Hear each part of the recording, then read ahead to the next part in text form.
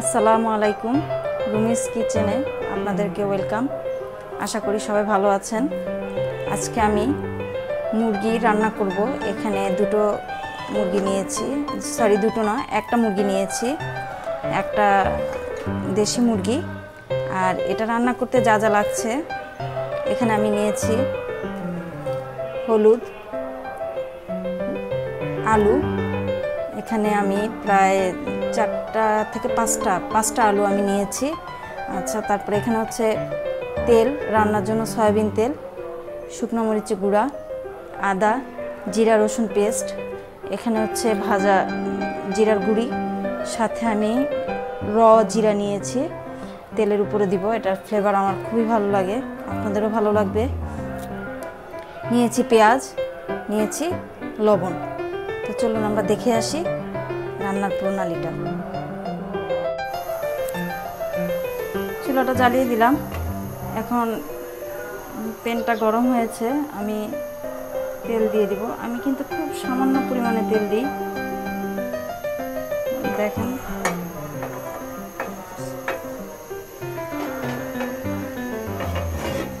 এই তেলটাই সুন্দর উপরে উঠে আসবে। একটু নাড়াচাড়া করে দিলাম। গরম হচ্ছে, দিয়ে দিব 2 টুকরো দারচিনি, দিয়ে দিব তেজপাতা,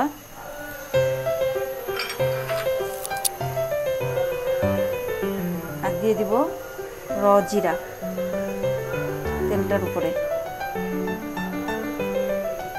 খুবই সামান্য পরিমাণে দিয়েছি।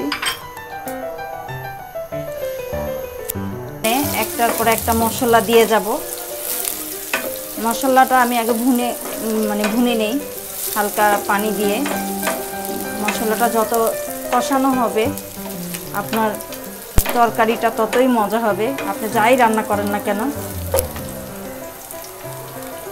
হালকা পেঁয়াজের কালারটা একটু চেঞ্জ হয়ে আসছে।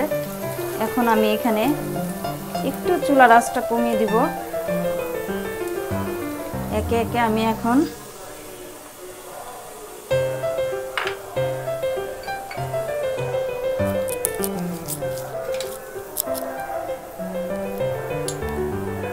জিরা রসুন বাটা প্রায় 2 টেবিল চামচ আমি দিয়ে দিলাম।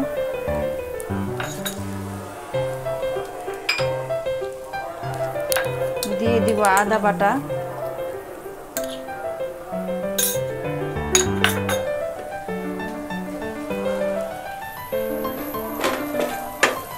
একটু নাড়াচাড়া করে নিব। দিয়ে দিব লবণ স্বাদ মতো,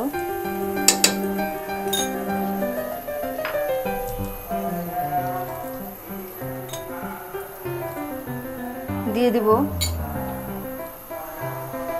হলুদ। এটা গরম হয়ে আসছে, হলুদ দিয়ে দিব আমি। হলুদ দিব প্রায় 1.5 টেবিল চামচ, 1.5 চা চামচ, 1.5 চা চামচ দিয়ে দিব।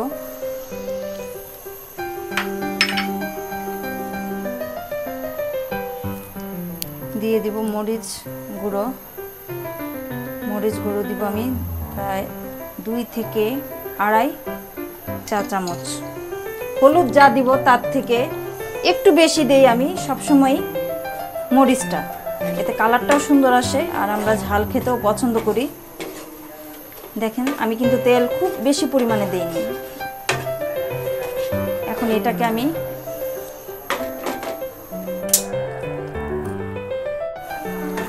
এটাকে আমি এই মশলাগুলো এইভাবেই আমি আস্তে আস্তে একটু ভুনে নিব। যখন দেখব যে আমি লেগে আসতেছে, একটু পোড়া হয়ে আসতেছে, পোড়া পোড়া ভাব, তখন আমি হালকা পানি দিয়ে দিব।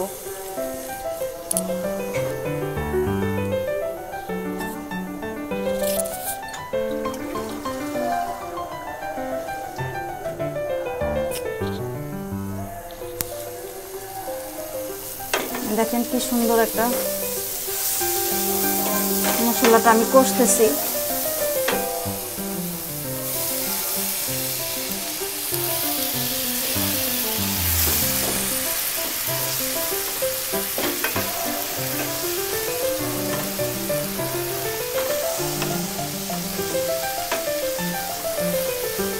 আমি এইভাবে খানিকক্ষণ মশলাটা আমি কষতে থাকবো পানিটা শুকানো পর্যন্ত।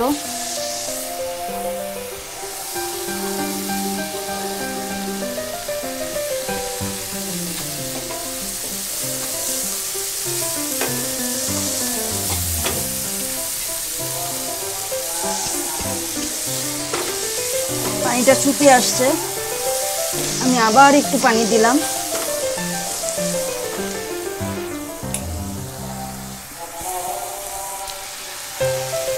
দেখেন কত সুন্দর একটা কালার হয়ে আসছে। এই পর্যায়ে আমি দিয়ে দিব আবার সেই লং আর এলাচ।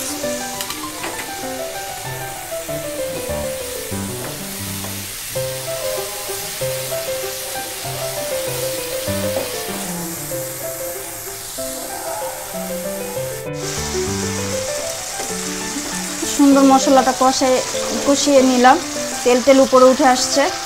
এখন এই পর্যায়ে আমি দিয়ে দিব আলু আর মুরগিটা। আমার সেই মুরগিটা আমি দিয়ে দিব। দিয়ে আমি এখানে পাটা সহ সবই নিয়ে নিয়েছি।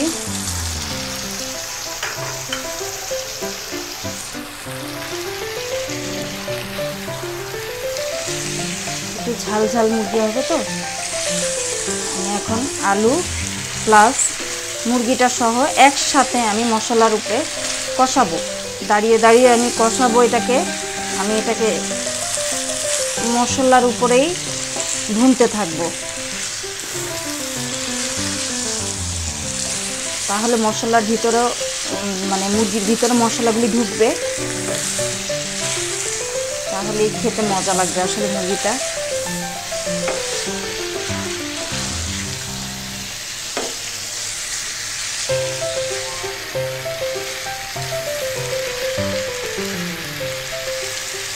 আমি এখন কোনো ঢাকনা দিব না, আমি এভাবে দাঁড়িয়ে দাঁড়িয়ে এটাকে মশলার উপরেই কষতেই থাকবো।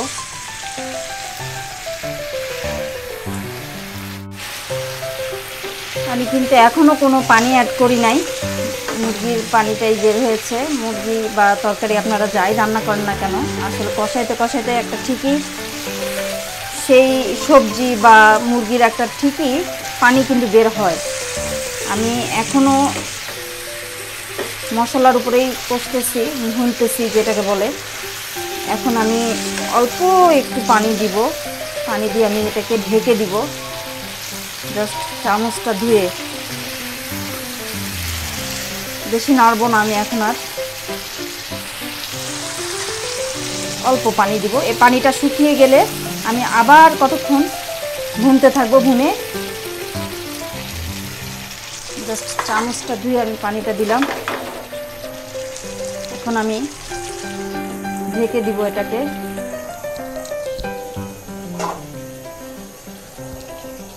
চুলার আঁচ কিন্তু আমার জোর বাড়ানো আছে, কোনো মিডিয়াম না, আমি কিন্তু হাই হিটে দেওয়া। আমি যে পানিটা দিয়েছিলাম সেটা এখন একটু শুকিয়ে আসছে, দেখেন কি সুন্দর কালার আসছে।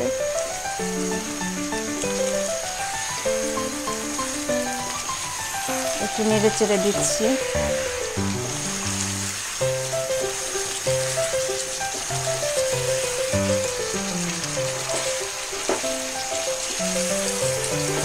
আলুটা দিয়েই আমি আসলে মুরগিটা সবসময় কষাই, মুরগি বলেন মাংস বলেন, আমি আগে মশলাটা কষিয়ে নিই।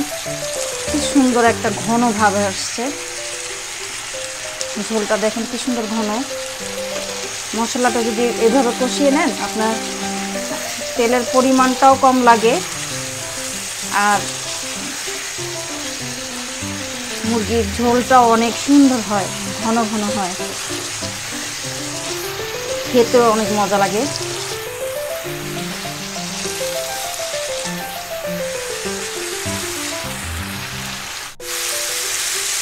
আমার যে পানিটা দিয়েছিলাম সেটা আমি জোর আঁচ দিয়ে এভাবে নেড়ে চেড়ে দেখেন কি সুন্দর কালার হয়েছে, আমি শুকিয়ে নিয়েছি পানিটা।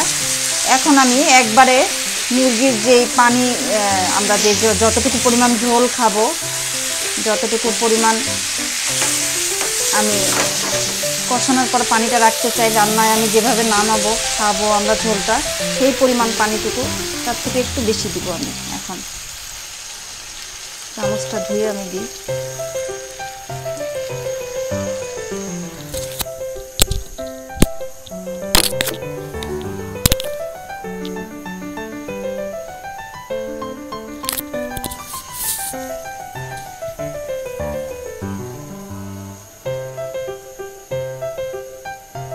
আমি আর পানি দিব না।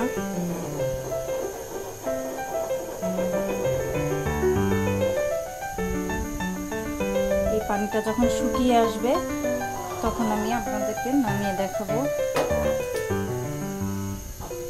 আমার সাথেই থাকুন। দেখেন কি সুন্দর একটা কালার হয়েছে। আমি ঢেকে দিচ্ছি, এটা উতরাবে। উতরে যখন কমে আসবে জিনিসটা, মুরগিটা, তখন আমি আপনাদেরকে দেখাবো। আমি এখন দেখবো কি অবস্থা আছে।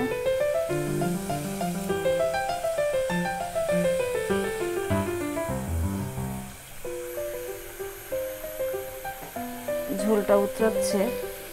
আমি আর যেহেতু পানি দিব না, এখন আমি মিডিয়াম, এতক্ষণ হাই হিটে ছিল, এখন আমি একটু মিডিয়াম মানে একটু কমিয়ে দিব আমি চুলার আঁচটা।